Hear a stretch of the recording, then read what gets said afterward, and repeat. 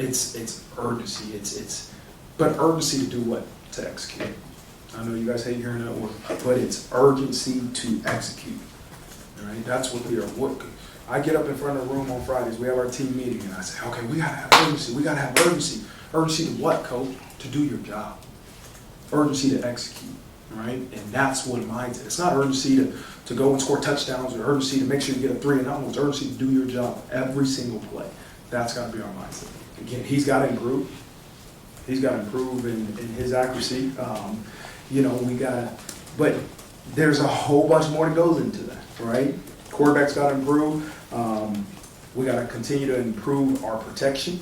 And it's not just the offensive line. Protection can be with running backs. Hey, people being in the throwing lane. I wrote down a couple of notes as we were watching film as an offensive staff and just saying, okay, we got to get the running back here to step up or step out of his way so the quarterback has a lane. The precision of routes.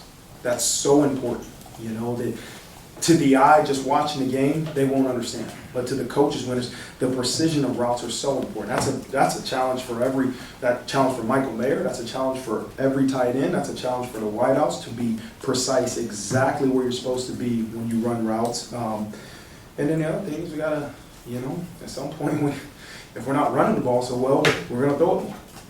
And so right now we're running the ball pretty well. And if we don't run the ball really well, I think it's going to force us to, obviously take more opportunities in the passing game. The ability to run the ball, the ability to stop the run. They're talented.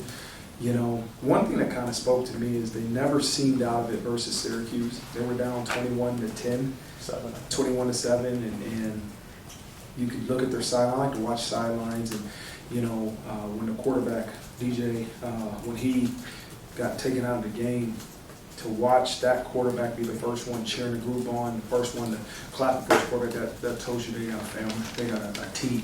It's not a bunch of selfish individuals, it's a team.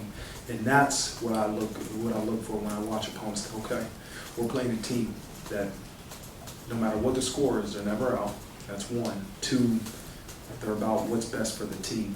And that's a tough opponent. And they're talented, right? Let's just make sure we say that they're talented as heck. And so I know we got a battle coming ahead, a tall task coming ahead of us, but listen, man, I want our guys to understand you're Notre Dame, right? And then, you know what?